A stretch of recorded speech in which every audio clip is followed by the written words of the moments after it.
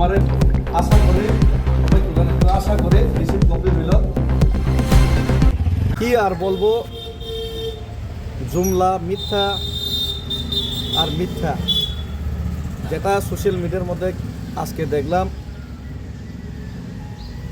ঘুমের থেকে উঠলেই মিথ্যা আর মিথ্যা, রাজ্যের মধ্যে দেশের মধ্যে মিথ্যা মামলা, মিথ্যা কথা, মিথ্যা প্রচার। আজকে দেখলাম মাননীয় মুখ্যমন্ত্রী বলছেন সোশ্যাল মিডিয়ার মাধ্যমে, আমি দেখলাম মিথ্যা ঠকানো এর নাকি উনি প্রিন্সিপাল ইউনিভার্সিটি খুলবেন। ওইটার মধ্যে দেখলাম কেউ মিস কল দিলে চাকরি, কেউ 10,323 को नौकरी मिलेगा ही मिलेगा, घुमा घुमा के सालाना चालाना, কেউ এই বলছে, কেউ বলছে 50,000 চাকরি। তো এই করতে করতে কিছুদিন আগে আমি ত্রিপুরার মধ্যে যে অন্যায় হচ্ছে সংখ্যালঘুদের বিরুদ্ধে ত্রিপুরা একট বাস্তবায়ন হচ্ছে না, এর বিরুদ্ধে আমি দিল্লিতে পেদল যাত্রা করলাম। এর সমস্যার সমাধান তো কেউ করেইনি ত্রিপুরাদের, বরঞ্চ আমার ঘরে নোটিশ এসে পড়েছে, একটা ফলস নোটিশ। পরে দিয়ে জানতে পারলাম ফলস নোটিশের কোনো উত্তরই নাই এসডিএম সাহেবের কাছে। এখন আমি মামলা করবো আবার ওনাদের বিরুদ্ধে। মিথ্যা হলে তো আমি ছাড়তাম না। কয়েকদিন পরে দেখলাম ঠিক আছে, এখানে বস্ত্র বিতরণ করে সেরা ত্রিপুরা জনগণদের একটা ভুলভাল বোঝানোর একটা জনসভা হবে। বস্ত্র বিতরণ বলবো না, জনসভা। তো এখানে দেখতে পেলাম বস্ত্র বিতরণ করিয়ে ওইখানে ত্রিপুরা একট দেওয়া হবে না বললেন মাননীয় মুখ্যমন্ত্রী। ত্রিপুরা বিরুদ্ধে আমি আছি উনি বক্তৃতাতে বললেন।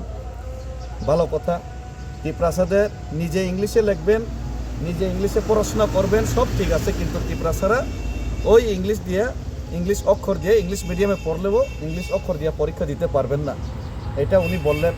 কিছুদিন পরে মাধ্যমিক 12 হবে, দেখবেন ত্রিপুরা অবস্থা।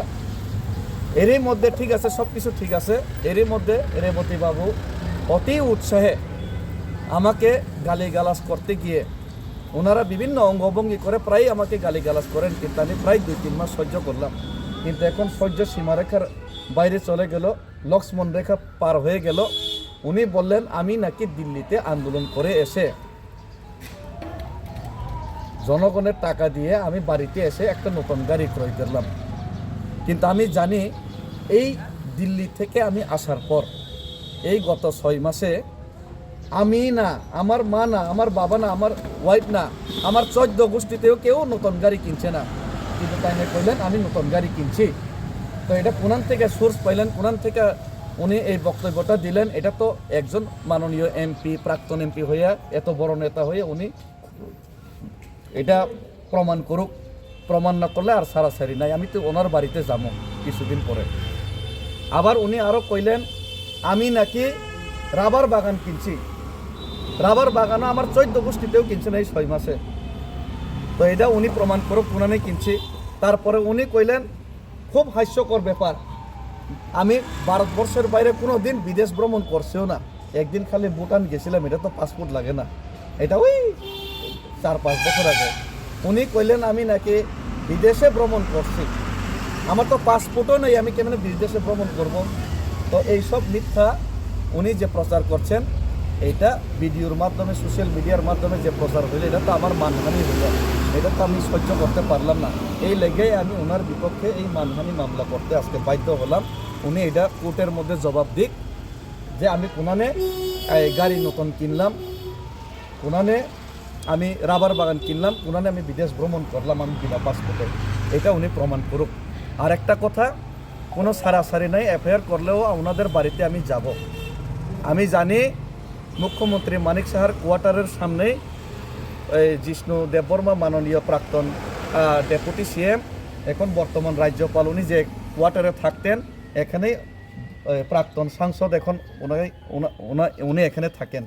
আমি 1 সপ্তাহ বা 10 দিন সময় চাইলাম, ওনাদেরকেও সময় দিলাম, ওনারা ক্লিয়ার করুক, নতুবা আমি ওনাদের বাড়িতে যাইতে বাধ্য হমো যে জিগাইতে। মিডিয়া লয়ে আমি যাবো। এবং শুধু এটা না, ওনাদেরকে আমি একটা অফার দিলাম, হুমকিও দিচ্ছি না, অফার দিলাম, আমি বিজেপিতে জয়েনিং করালাম।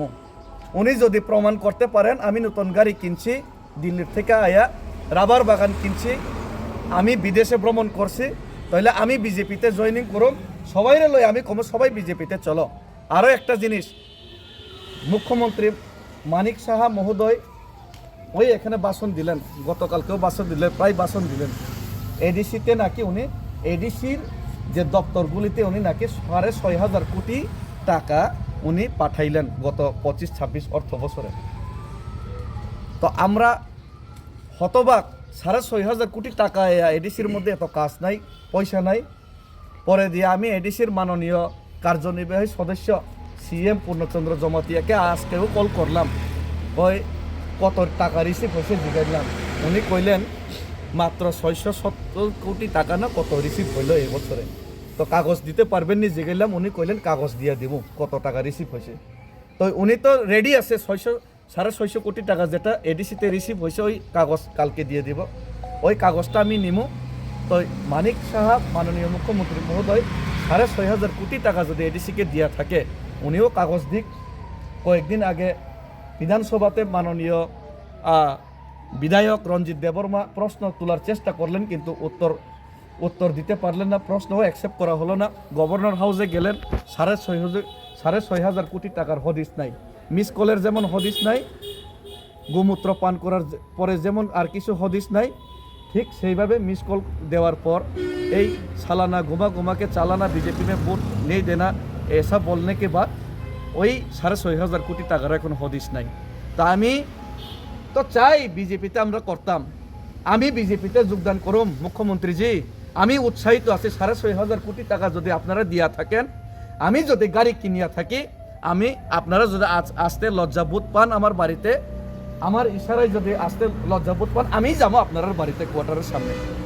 আপনারা যদি অ্যাপয়েন্টমেন্ট না দেন, আপনার বাড়ির সামনে কোয়ার্টারের সামনে দরকার লইলে আমি চা খাইতে একদিন দাঁড়াবো। আপনারা এসে আমার কাগজটা দেখান, আমরা বিজেপিতে জয়েনিং করে নেবো। আমরা সবাই বিজেপিতে জয়েনিং করতে ইচ্ছুক, কিন্তু 6,500 কোটি টাকার ওই কাগজটা দেখান, আমি কোনানে গাড়ি কিনলাম এটা দেখান, তাইলে আমরা বিজেপি জয়েনিং করে নেবো। অফার দিলাম ওনারা, এটাই। আমরা সবাই রেডি আছি।